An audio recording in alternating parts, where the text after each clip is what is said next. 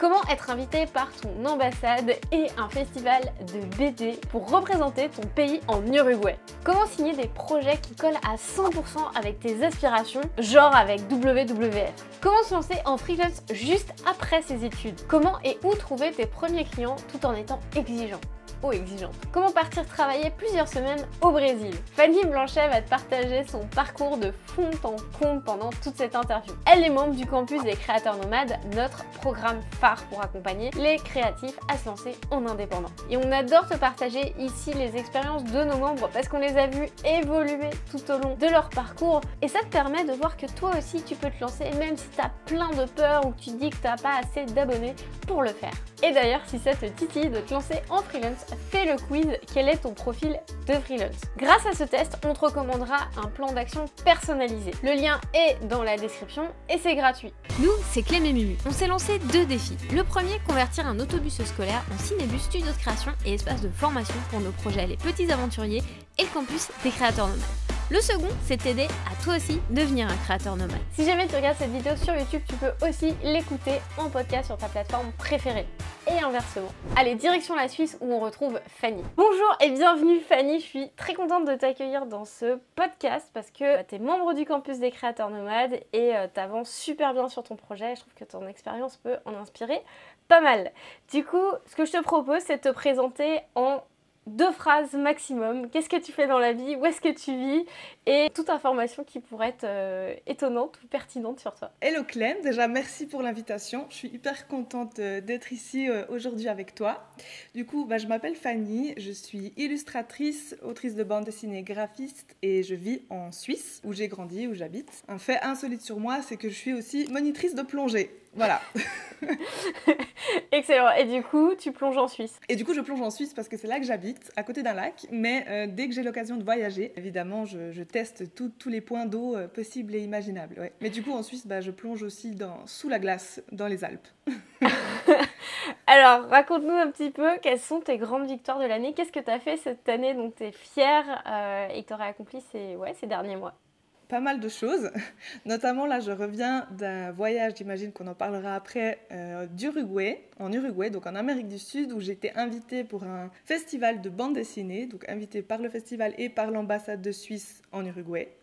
Donc c'était vraiment génial, c'était une expérience totalement hors du commun, et donc je suis très très fière d'avoir pu participer à ça. Et sinon, mes victoires 2023, c'est pas encore fini 2023, du coup... il y a encore plein de victoires à faire. Tu peux compter tes 12 derniers mois. On peut repartir de septembre l'année dernière, si tu veux.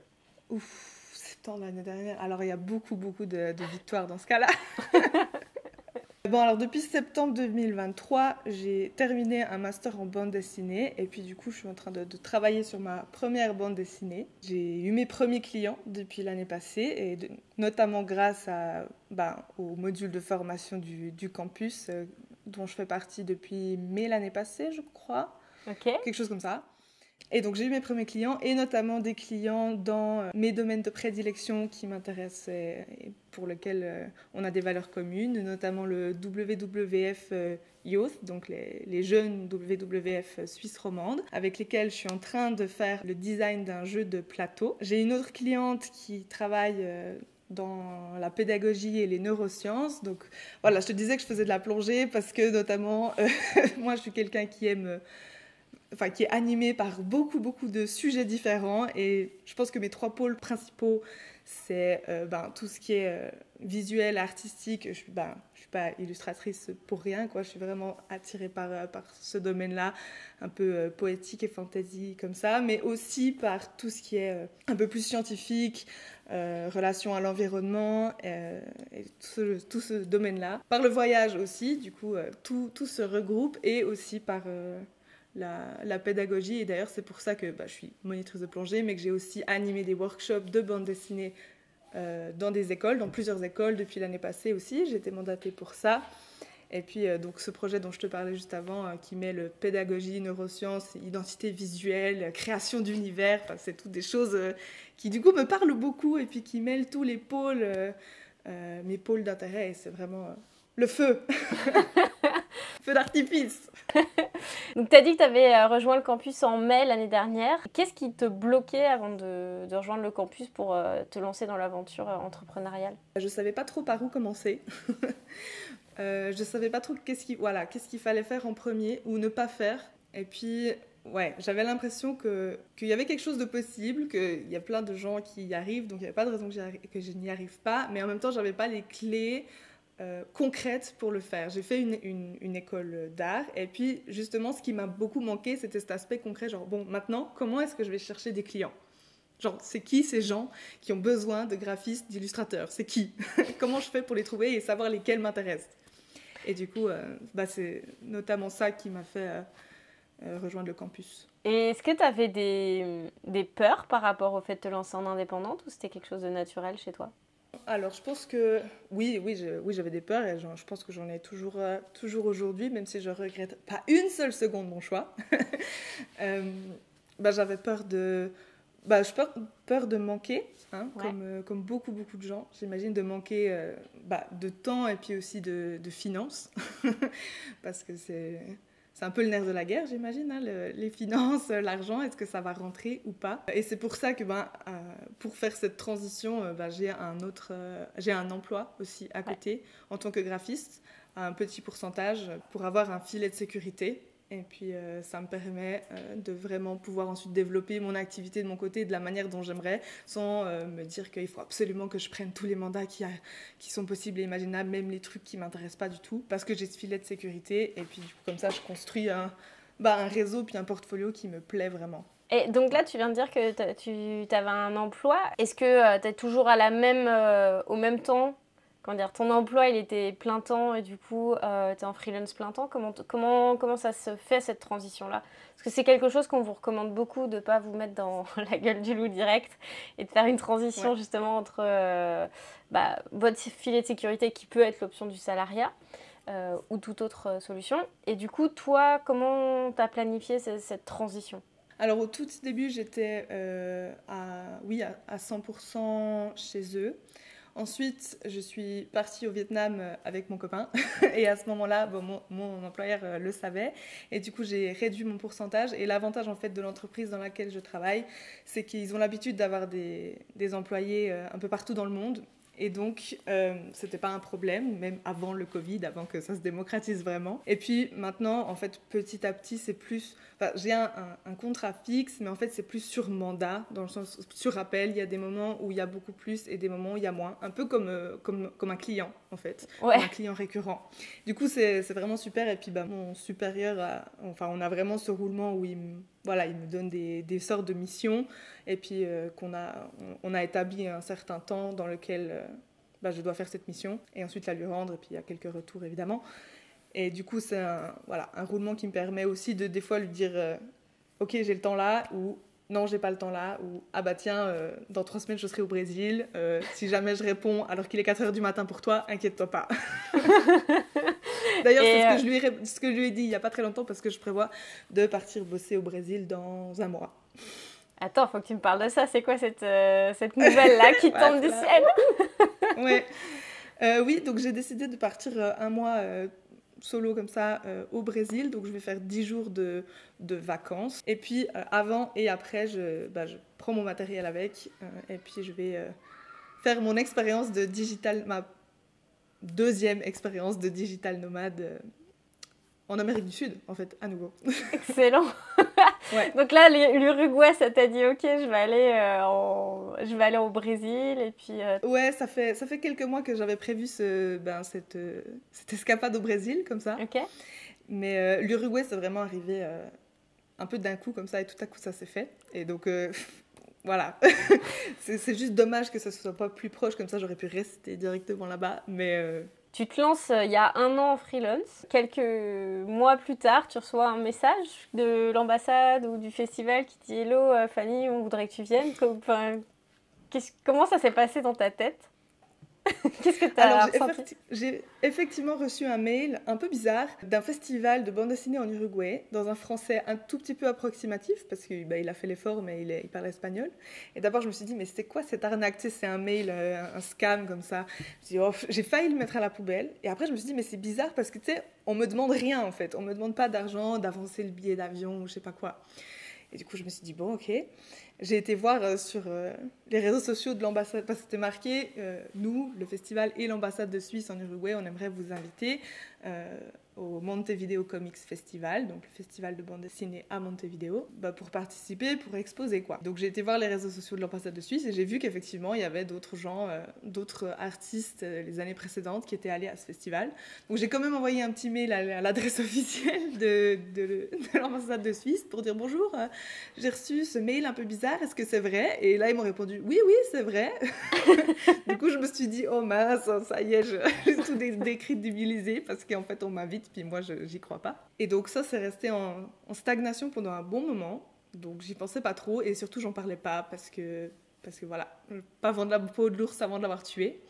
Et genre, même pas avant, 2 semaines avant, tout à coup, tout s'est débloqué et ils m'ont dit, bon, ok, on va prendre les billets d'avion et puis dans 2 semaines, t'es en Uruguay. Et j'ai fait, ok, ok, I'm coming, j'arrive.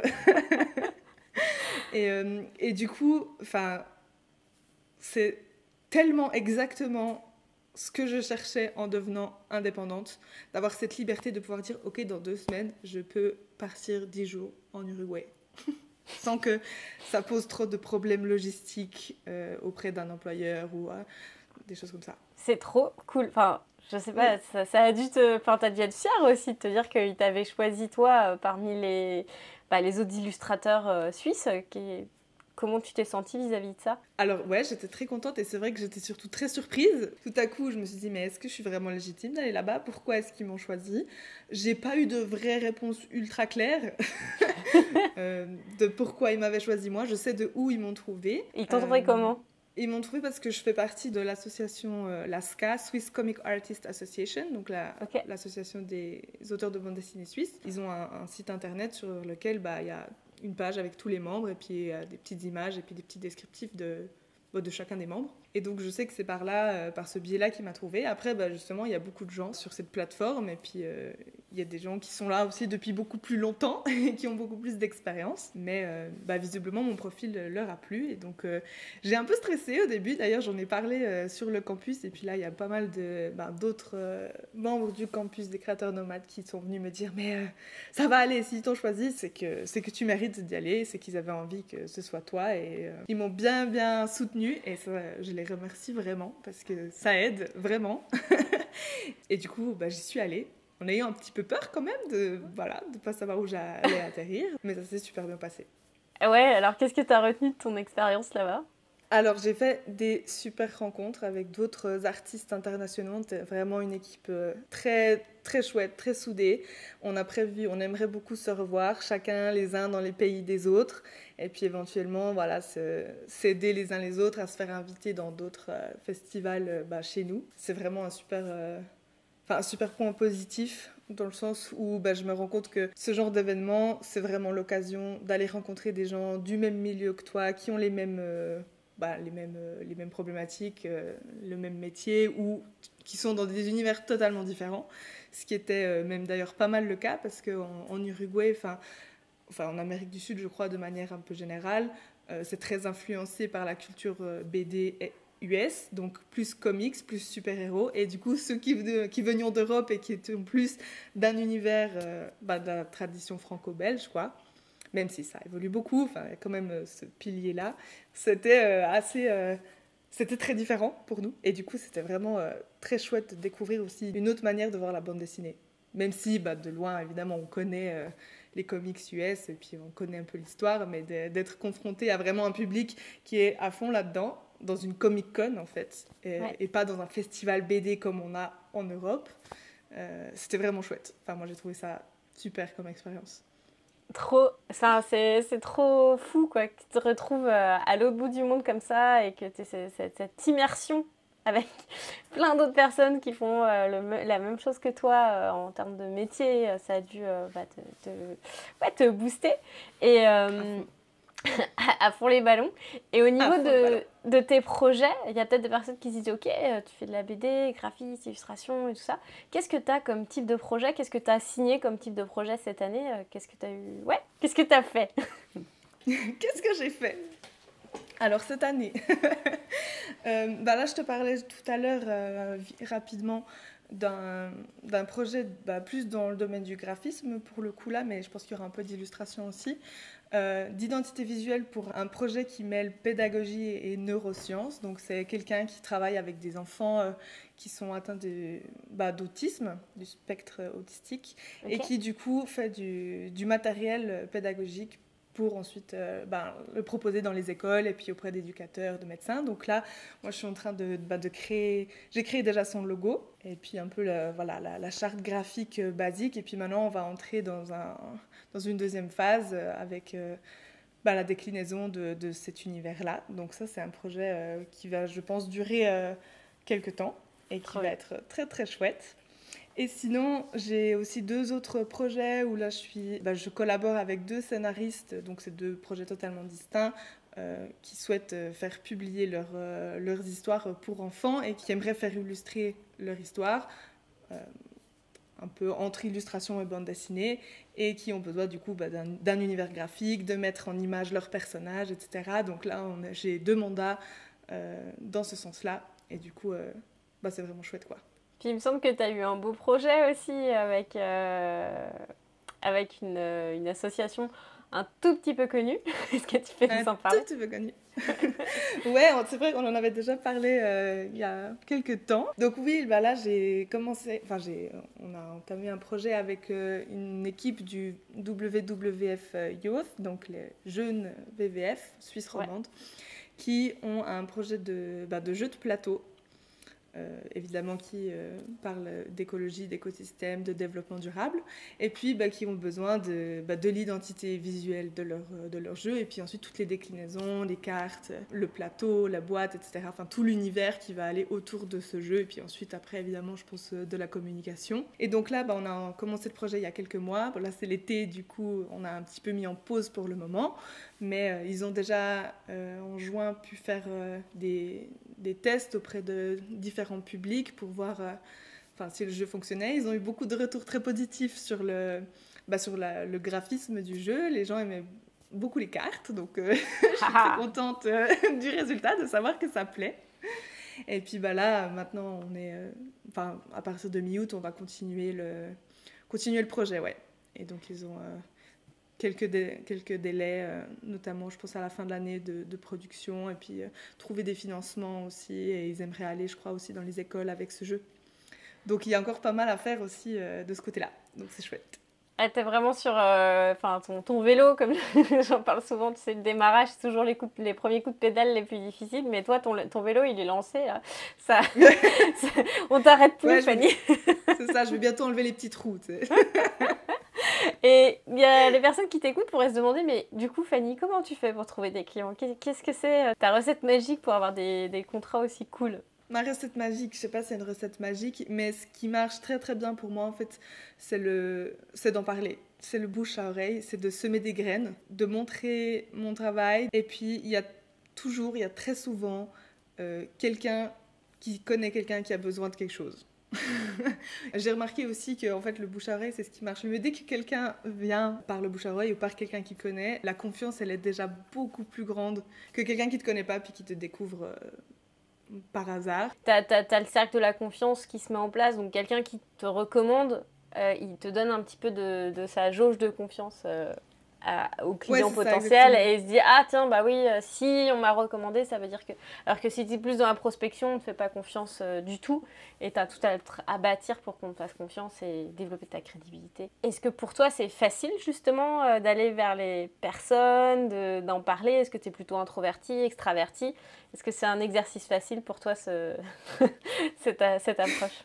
C'est pas nécessairement facile, non. Je suis plutôt introvertie comme personne. Ça s'apprend avec le temps quand même, ça s'expérimente petit à petit, et j'ai remarqué que de faire d'abord des choses qui nous plaisent, un projet perso, d'ailleurs j'en ai fait 2, dont un Inktober qui m'a aussi amené des clients, de faire des choses qui nous plaisent, tout à coup tu as des sujets de conversation avec les gens, Parce qu'il y a tout à coup un point où tu dis « Ah tiens, ça me fait penser à quelque chose que j'ai fait, ou quelque chose qui m'intéresse, qui m'interpelle, ou que j'ai lu, ou idéalement que j'ai fait. » Et du coup, ça permet d'avoir un début de conversation, et puis très souvent la personne est intéressée parce que justement tu trouves directement le point commun qui est pas juste ah ben t'as besoin d'une identité et je suis graphiste. Là en l'occurrence je te parlais de Inktober, j'ai fait tout un récit en 31 cases qui parle de la genèse des sirènes, enfin voilà un truc hyper métaphorique, un peu perché. Quelques semaines après, quelqu'un qui travaille dans le domaine de l'apnée me dit je vais faire un livre, j'aimerais l'illustrer, puis je te dis tu sais quoi,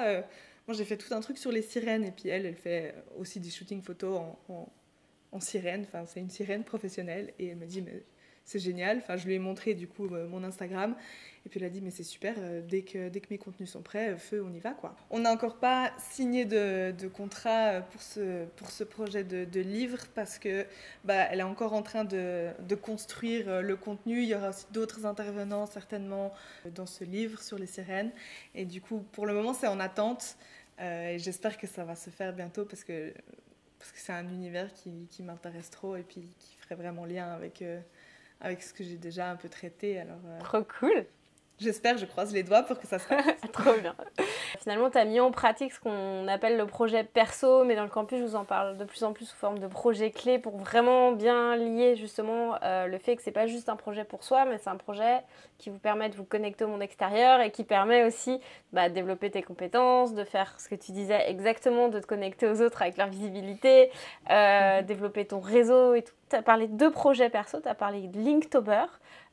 Donc Linktober, c'est un challenge qui a lieu tous les ans au mois d'octobre, où tout le monde est invité à faire des productions selon, il y a une liste thématique par jour, il y en a plusieurs même que tu peux suivre.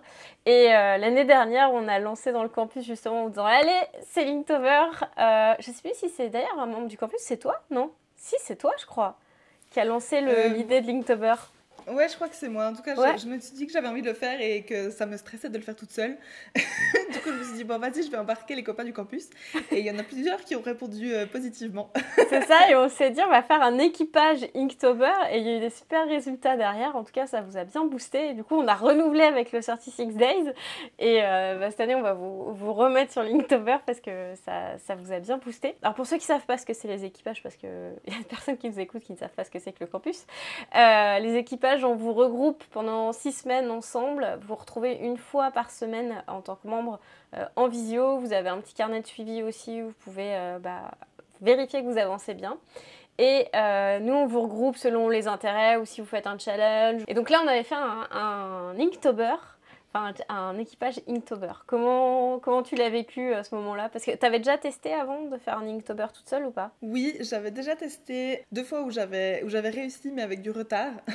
J'étais allée jusqu'au bout parce que je voulais aller jusqu'au bout, mais j'avais fini genre en novembre, fin novembre. Et puis là, j'avais vraiment à cœur d'aller jusqu'au bout dans les temps. Enfin, c'était mon objectif. Justement, ces équipages, ce petit groupe, on se retrouvait une fois par semaine, et du coup, on se reboostait parmi en fait, parce que le début évidemment t'es toujours très motivé, puis il y a beaucoup d'enthousiasme, et puis il y a toujours le creux de la vague qui arrive après quelques jours, après 1 semaine, 2 semaines, et du coup ces équipages ça permettait d'avoir un rythme régulier, parce qu'on savait que on n'était pas tout seul, et puis que les autres ils allaient prendre aussi 1 heure de leur temps pour être là avec nous, enfin les uns les autres quoi, et que j'avais pas envie de gaspiller le temps des autres gens qui étaient avec moi non plus. C'est un peu pas comme des clients, mais dans le sens où tout à coup c'est plus juste toi-même, et puis au pire tu peux toi-même ne pas te respecter si tu veux, mais dès qu'il y a d'autres gens t'as envie d'être de faire les choses correctement. En tout cas moi c'est comme ça que je l'ai vécu, que je le vois, et puis surtout on avait toujours le bon mot pour s'aider parmi quand il y avait des blocages, parce qu'évidemment quand t'es pas toi, t'es dans ton focus, dans ton truc, mais des fois, il y a besoin d'un peu élargir et de prendre du recul, et puis les autres personnes sont super utiles pour t'aider comme ça. Qu'est-ce que tu as pu accomplir grâce au campus? Qu'est-ce que ça t'a apporté en fait dans ton activité? Ça m'a apporté beaucoup de concret, et ça, c'est exactement ce qui me manquait. De concret dans beaucoup de domaines. Le premier, le plus basique, entre guillemets, c'est de savoir construire d'apprendre à construire une offre, de savoir combien coûte mon travail, ou disons comment estimer le coût de mon travail. C'est des points, je dirais, assez fondamentaux dans le, dans le développement d'une activité, mais aussi à me poser des questions concrètes sur qui je suis en tant que créatrice, qu'est-ce que j'aimerais, quels clients j'aimerais attirer, quelles sont mes valeurs. Et ça, c'est toutes des choses auxquelles tu réfléchis pas forcément, ou en tout cas, tu mets pas des mots très clairs dessus. Et du coup, maintenant, j'ai une idée grâce au campus, puis aux différents modules, différents angles de réflexion, une idée beaucoup plus précise de où j'ai envie d'aller, vers quel client j'ai envie de m'intéresser, quoi. Je me souviens que quand tu arrivais sur le campus, tu avais l'envie de justement faire de l'illustration pour l'institutionnel. C'est vrai que c'est pas quelque chose qui est a priori évident, parce qu'il faut réussir à se connecter avec des institutions, mais toi c'est bon, tu es rentré chez... tu es allez hop, vas-y WWF, pas de soucis les gars. Mais je trouve ça cool parce qu'en fait, tu t'es pas mis de barrière psychologique par rapport à ça, ou si tu t'en es mis, tu les as dépassés. Et du coup, tu t'es pas dit, ah bah non, il n'y a pas de clients, ou ça va être compliqué. Tu as pris le truc étape par étape. Et vraiment, tu es en train de vraiment construire toute ton activité. Ça fait 1 an que tu es vraiment lancé. C'est quoi les grandes étapes qui t'ont permis d'accomplir tout ce que tu as fait là, jusqu'à maintenant? Alors la première étape, ça a quand même été pour moi de terminer ma formation en design en communication visuelle. Donc à partir de ce moment-là, j'avais quand même un diplôme. J'ai acquis beaucoup de compétences techniques et puis aussi un développement un peu artistique, même si je l'ai beaucoup fait évoluer par la suite aussi. J'ai assez rapidement su que je voulais être indépendante. En fait, je crois que je l'ai plus ou moins toujours pressenti. En tout cas, je me suis toujours dit que j'avais envie de faire des choses pour moi et puis de potentiellement dans l'avenir avoir des gens qui font des choses pour mon projet, pour mes projets. La perspective de me mettre en salariat n'était pas très positive dans mon esprit. Donc j'ai assez rapidement pensé que je voulais devenir indépendante, mais justement, j'avais beaucoup de peur. Donc la deuxième étape, ça a été, je pense, de m'inscrire au campus pour trouver toutes ces clés et puis vraiment me rassurer sur les étapes à faire. J'ai ensuite pris aussi un espace d'atelier dans lequel je suis aujourd'hui.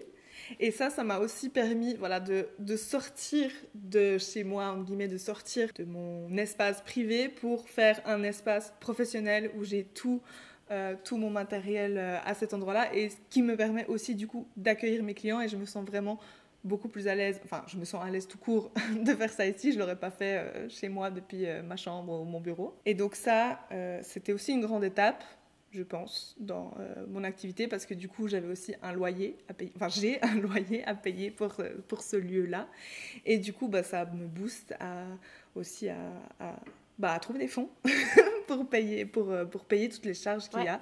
Ensuite, il y a un peu tout qui s'enchaîne, dans le sens où j'ai fait des premiers petits mandats. Je me suis mise sur plusieurs plateformes différentes, dans des associations. J'ai été plus active sur Instagram, donc j'ai développé aussi mon portfolio, mon projet personnel des sirènes avec Inktober, et puis mon projet personnel de bande dessinée sur lequel je travaille encore et sur lequel je publie plus ou moins régulièrement On va en parler juste après parce que je voudrais creuser dessus. Ouais. Donc tu as lancé un autre projet perso. Voilà.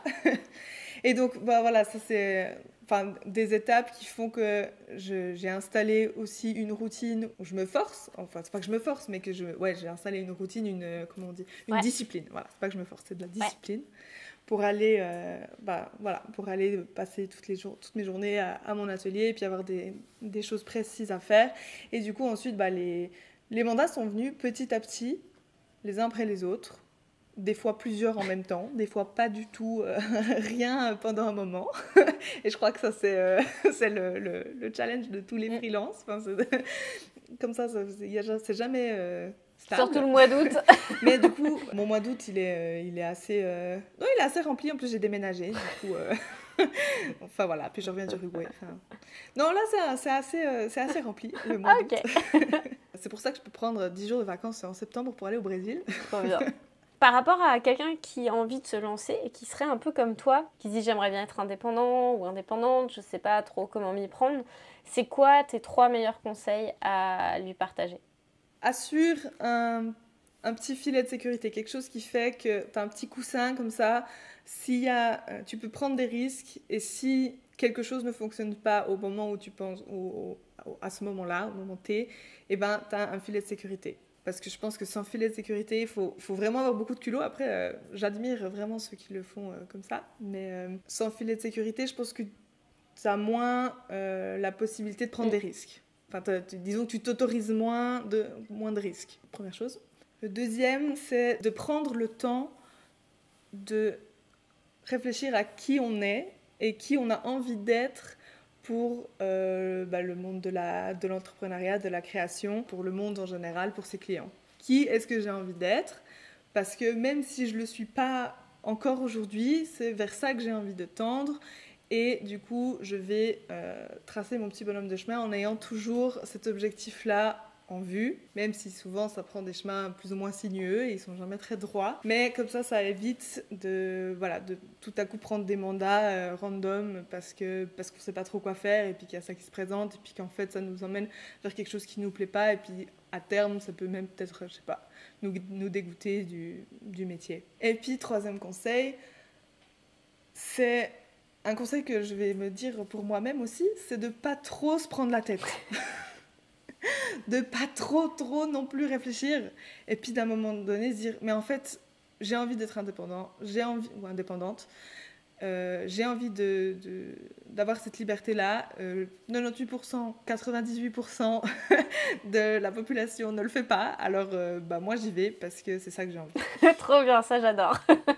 Mais c'est vrai que des fois on a tendance à surintellectualiser parce qu'on se demande si ça va le faire, ça va pas le faire et tout.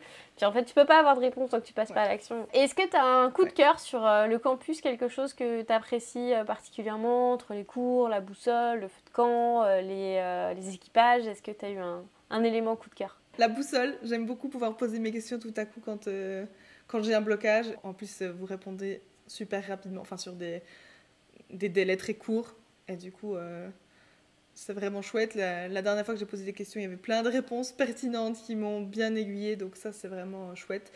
Les feux de camp, j'en ai fait qu'un en fait, mais le feu de camp live aussi était très très pertinent pour moi. J'avais trouvé qu'il y avait une super énergie. Est-ce que tu aurais une anecdote sur ton parcours dans cette année, genre si tu avais une anecdote à raconter et que tu trouves qui est pertinente pour quelqu'un qui t'écoute à se dire tiens, ça c'est vraiment cool. Dans mon projet perso, donc, je parle de ma bande dessinée sur laquelle je travaille et puis les coulisses de ma bande dessinée. Et ça justement c'était notamment grâce au campus que j'ai eu cette idée-là, les échanges qu'on a eus. Il y avait récemment un festival de bande dessinée assez proche de chez moi et du coup j'y suis allée et j'ai pris ma petite caméra, mon petit micro avec moi et je me suis dit je vais me filmer là-bas. Et puis il y avait une autrice qui exposait notamment pour la sortie de sa bande dessinée et donc je suis allée un peu au culot et je lui ai dit hello, c'est hyper chouette ce que tu fais, est-ce que tu es d'accord que je t'interviewe? Et du coup elle m'a dit oui.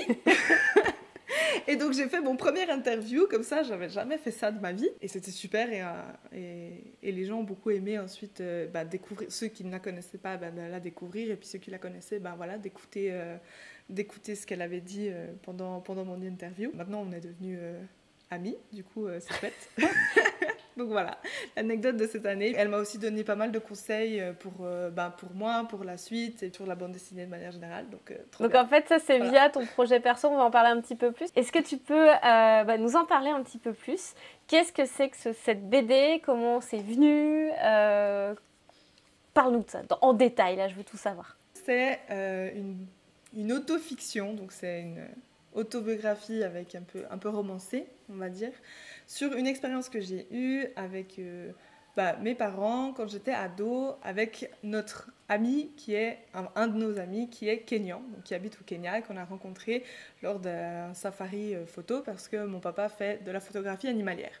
Bref, on s'est liés d'amitié avec cette personne.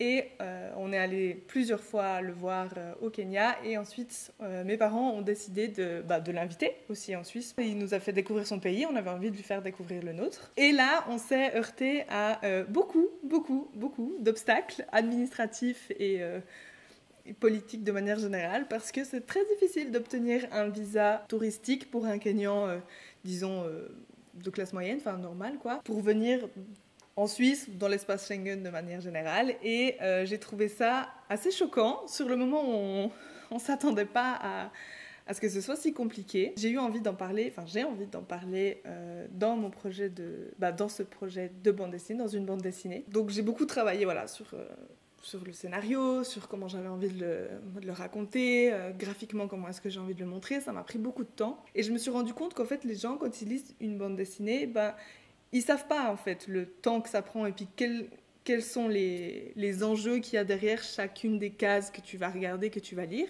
C'est normal, s'ils font pas de bande dessinée, qu'ils en lisent, voilà, on peut pas tout savoir. Hein. Et donc je me suis dit que ça pourrait être intéressant de parler justement des coulisses de qu'est-ce que c'est que de créer une bande dessinée, sur quoi je réfléchis, comment est-ce que je choisis quelle couleur je vais utiliser, comment est-ce que je choisis quel type de dialogue ou pas de dialogue je vais donner, comment est-ce que j'agence mes pages, qu'est-ce que c'est le découpage d'un scénario, qu'est-ce que c'est un scénario, qu'est-ce que c'est un pitch, enfin voilà, tout ce qui entoure en fait la création d'une bande dessinée. Et donc j'ai choisi ce projet-là comme projet perso que vous recommandez vivement dans le campus. Et donc j'en ai fait une série de vidéos que j'ai publiées sur Instagram et sur TikTok où je parle de plein d'étapes différentes par lesquelles je suis passée dans la création de cette bande dessinée. Et là, j'ai bientôt terminé le dossier que j'aimerais envoyer à des maisons d'édition, donc on va croiser les doigts pour que bientôt elle soit en librairie. Trop cool. Tu avais eu une bourse pour le faire, hein, si je ne me trompe pas. Pas le fait de parler du projet, mais la BD en elle-même, tu avais eu une bourse.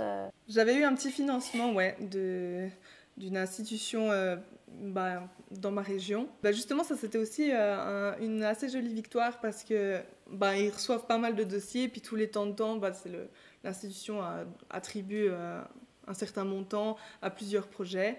Et donc là, j'avais juste envoyé le dossier que j'avais en l'état, quoi. Et puis, j'avais pas l'opportunité, en fait, d'aller puis d'en parler de vive voix. Et du coup, c'était tous des gens évidemment que je ne connais pas, qui sont du milieu culturel de la région, mais que je ne connais pas. C'était une jolie victoire de savoir que ça les avait intéressés, puis qu'ils m'ont donné un petit peu d'argent pour avancer là-dessus. Franchement, c'est trop bien parce que le sujet est super intéressant, tu sais connecter à ce qui t'anime. C'est pour ça que les projets clés, les projets perso, ils sont motivants, quoi, parce que c'est quelque chose qui vient te chercher. Donc forcément, les personnes qui vont découvrir ton histoire, ils vont se sentir concernées aussi, et puis après, ils vont apprécier aussi ton travail. Mais il y a le fond, il y a la forme, et en plus, tu partages le process.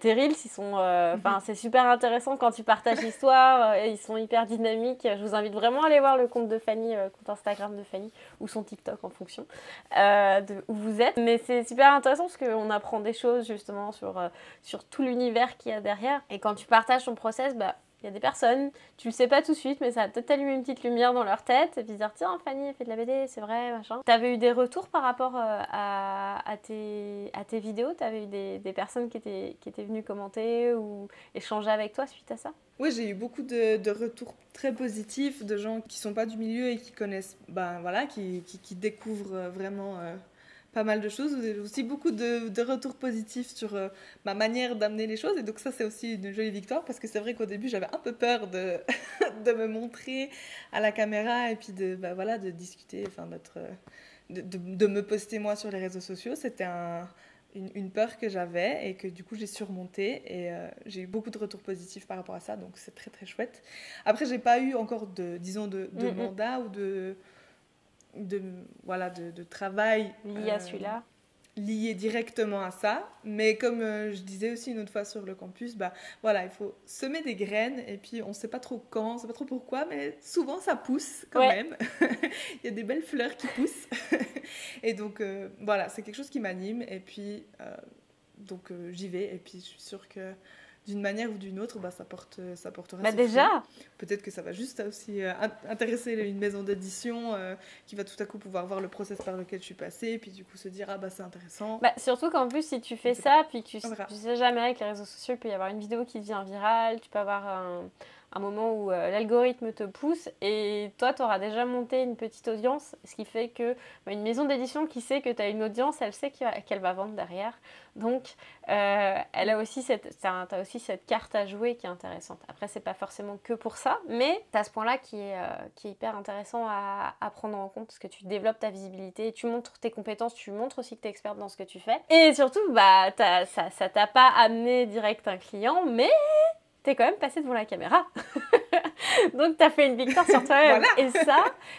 il n'y a pas de personne qui ose le faire et tu l'as fait, tu avais peur de te montrer, tu l'as fait et puis tu t'es pas fait manger. Du coup, ça donne confiance aussi parce que tu te dis, en fait, les trucs dont j'ai peur, je peux les faire. Et c'est des petites actions comme ça qui changent la donne, qui font qu'après, tu es capable de faire encore plus de trucs que tu n'osais peut-être pas au départ. Exactement, puis aussi, là j'en ai déjà fait une vingtaine à peu près, et puis les réseaux sociaux, disons, j'ai des comptes, genre Instagram, comme ça, j'ai posté des trucs, mais c'est vrai que je suis pas une experte, je sais pas, les algorithmes et tout ça, c'est un monde qui est encore assez flou pour moi, disons, mais de publier ça aussi de manière récurrente, ça m'apprend à les utiliser plus ou moins correctement, à savoir qu'est-ce qui marche pas. D'ailleurs, là, j'aimerais un petit peu recentrer, changer un petit peu ma manière de faire ces petites vidéos, même si elles sont très cool, elles ont plein de retours positifs, mais j'ai envie de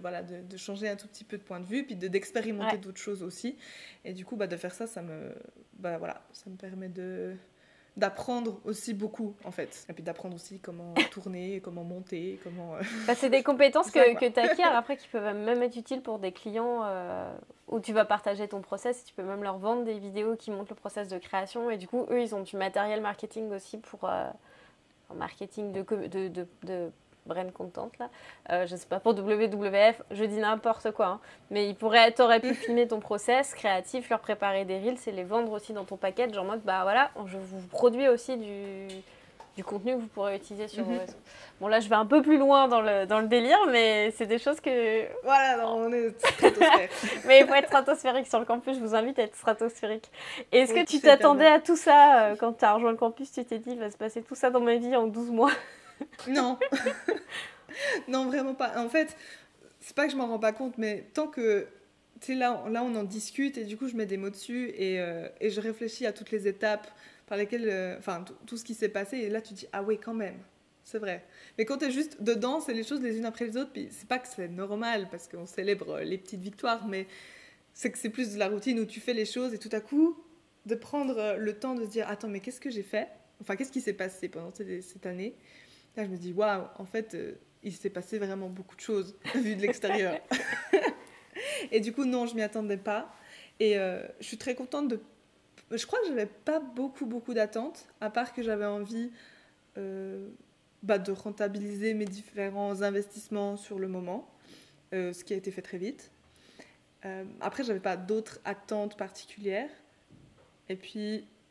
Du coup, c'était beaucoup de surprises, de très belles surprises. Tu disais que tu avais rentabilisé tes investissements. Donc, tu parles par exemple de ton atelier. Voilà, par exemple, mon atelier, c'est une charge qui revient chaque mois. Mais de savoir que j'arrive à la payer chaque mois sans être endettée à la fin. Ça, puis aussi, évidemment, la formation du campus, qui est un investissement de départ, c'est normal. Et je l'ai rentabilisé très, très, très rapidement en 1 ou 2 mandats qui sont arrivés très vite.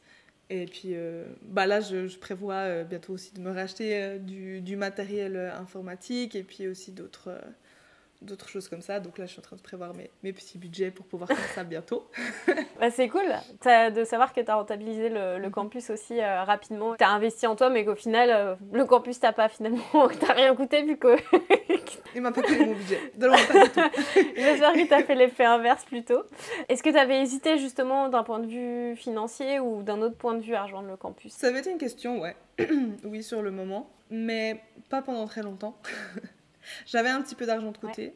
Comme tu dis, j'avais envie d'investir en moi et je savais que j'avais envie d'être entrepreneuse, d'être freelance, indépendante. Et que pour ça, il fallait que je m'entoure, que j'ai en tout cas accès à des outils pour m'aider à le faire. Parce que toute seule, c'est vrai que je ne sais pas trop comment je m'en serais sortie. J'aurais pu aller acheter un livre peut-être sur l'entrepreneuriat, mais c'est quand même pas la même chose que de discuter avec des humains. D'avoir l'expérience d'humain qui te parle. Enfin bref. Et en fait, d'avoir aussi un chiffre investi, ça m'a aussi donné la motivation de dire bon, j'ai envie de faire ce chiffre plus un peu d'ici la fin de l'année, quoi. Et c'est ce qui s'est passé. Donc c'est aussi une motivation, en fait. C'est ce qui s'est passé. Toi, t'avais établi un chiffre que tu voulais mettre en place d'ici la fin de l'année, c'est ça? Non, ce que je veux dire, c'est que j'avais le montant de mes investissements, disons, de départ, que j'avais envie d'atteindre au moins d'ici la fin de l'année. Et puis, comme c'est le début, je me suis dit, s'il y a un peu plus, c'est du bonus, c'est top. Il y a eu du bonus, donc c'est cool. Il y a eu pas mal de bonus, donc c'est cool. Bon, ça, c'est une bonne chose. Qu'est-ce que tu dirais à quelqu'un qui, là, t'écoute? On a passé tout ton parcours en revue. Peut-être que tu as des choses à ajouter par rapport à tout ce qu'on a partagé, mais est-ce que tu aurais envie de lui partager un conseil, ou s'il hésite, par exemple, à se lancer dans le campus, ou s'il hésite à se lancer, qu'est-ce que tu aimerais lui dire? Je pense que ça va rejoindre le 3e conseil que j'ai dit avant, là. Vas-y, investis en toi, en fait. Au final, c'est ta vie, c'est ta propre vie, donc vis-la comme tu as envie de la vivre. Et si c'est être à ton compte, indépendant, à faire les projets dont tu rêves, qui te fait vibrer, feu. Je pense que le retour sur investissement, il arrive très très vite. Vraiment, j'ai très peu de doutes là-dessus. Donc pour moi, c'est genre, vas-y, tout ira bien. On a beaucoup parlé de ton travail, de tout ce que tu faisais et tout. Où est-ce qu'on peut te retrouver? Alors sur Instagram et sur TikTok. Donc je démarre mon TikTok, mais pourquoi pas. Donc c'est Fanylla, FA_NNYLLA. Ou sur mon site internet qui est fannyblanchet.ch. Parce que je suis en Suisse. On va mettre tous les liens dans la description de la vidéo YouTube ou du podcast, puisque ça dépend où vous regardez. Et je vous invite vraiment à aller voir ce que Fanny fait, c'est super inspirant. Son projet perso, vous allez découvrir un petit peu comment elle le monte. Il y avait ton Inktober. Est-ce que tu vas faire le Inktober de cette année? Comme je t'ai dit, je vais être au Brésil en septembre jusqu'à début octobre. Du coup, on verra comment j'arrive à agencer ça, mais peut-être, on verra. Fanny, je voulais te remercier d'avoir partagé ton expérience autant dans le détail. Je pense qu'on allait fouiller assez loin. Merci beaucoup Fanny pour ton partage d'expérience. Merci beaucoup pour l'invitation. C'était hyper chouette de discuter avec toi. Si toi aussi tu veux te lancer comme Fanny, fais tout de suite le quiz « Quel type de freelance es-tu » parce qu'on va t'envoyer un plan d'action personnalisé en fonction de tes réponses. Ça te permettra de savoir comment te démarquer, comment sortir du lot, comment attirer des clients en accord avec tes valeurs, comme on l'a vu tout au long de cette interview. Le lien est dans la description et c'est gratuit. Et si jamais tu as apprécié cette interview et que tu en veux plus, n'hésite pas à nous laisser un avis sur ta plateforme de podcast préférée ou sur YouTube, mets-nous un petit commentaire et un like, ça nous fait toujours plaisir. Et si c'est pas déjà fait, abonne-toi, partage et voyage.